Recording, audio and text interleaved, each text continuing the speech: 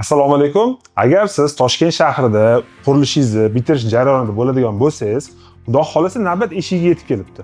Eshikni tanlashda asosiy 7 ta shu xatoni qilmaslik uchun sizga birma-bir ko'rsatib o'taman.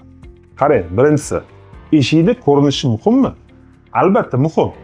Lekin sifatiga aldanib qolmaslik uchun eshikni bitta silasangiz, eshik o'zi uchun gapiradi. Chunki asosiy eshikning eng qimmat chasti bu eshikning ustki qoplamasi bo'ladi. Bizda eshikda PVH qoplama emas, bir komponent kraska emas, ikki komponentli kraska. Bu sizga nima beradi? Biz kraska yetkazib beruvchi korxona tomonidan 10 yil garantiya berishadi. Bu asosiy muhim narsa. Eshikni ikkinchisi og'irligi muhimmi? Albatta muhim, lekin cherishchort og'ir bo'lib ketishi kerak emas. Sababiki siz buni 1004 ta peklab qo'yasizmi, 5 ta peklab qo'yasizmi, eshikni osirish ehtimolini ko'paytiradi. O'shaning uchun biz eshiklarni to'la sizga eshitganimizdan foydasi yo'q. Agar eshikni to'la qilgan taqdirimizda ham eshikning rassenkasiga ana boring $15 farq beradi.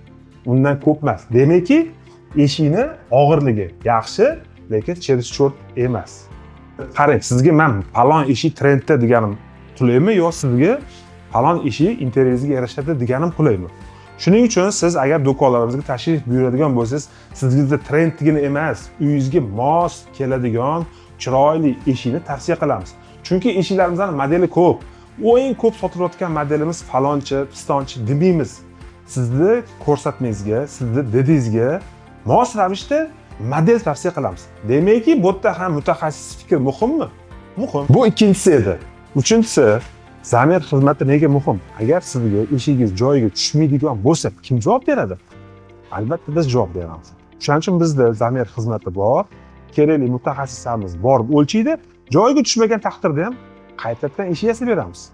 To'rtinchisi, agar uyingizda sanuzilga eshik qo'yadigan bo'lsa, bu yerda orada tavsiya ham bor. Обналичкani siz sanuzil ichiga foydalanmang.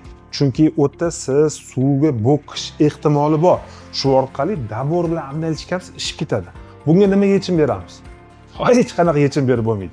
Lekin eshiklarimizning hammasi vlagostoyki, chunki biz eng yuqori sifatli MDFlardan foydalanamiz. Chunki Toshkentda bilsanglar nisbatan vlajli havo bor. To'g'rimi? Shuning uchun biz yaxshi MDFdan foydalanamiz. Buni bizni mijozda bilishadi. Aksariyat eshikchilarda yetkazib berishda muammo bo'ladi, to'g'rimi? Bo'ladi. Lekin biz bu narsani oldin olishga harakat qilamiz, chunki bizning o'zimizdan korxonamizdan yetkazib beruvchi brigadalarimiz bor. Eshiklaringizni e'zozlab turib, uyingizga olib borib, o'zimiz olib kirib joylashtirib qo'yamiz. Hammaga o'xshab, "Aka, eshigingiz keldi, olib chiqib ketasizmi?" demaymiz. Tovush o'tkazmaslik eng katta omil. Chunki biz eshigimizni 3 xil MDFdan foydalanamiz. Eshikning qalinligiga qarab. Sababiki, agar eshigingiz yupqa bo'lib turib, baland bo'ladigan bo'lsa, eshikni o'ynatganingizda luft bo'ladi. Demakki, luft bo'lgandan keyin tovush ushlash imkoniyati chegaralanadi. Lekin rezina uplatilchilik bor, bu tovush yutadi degani emas.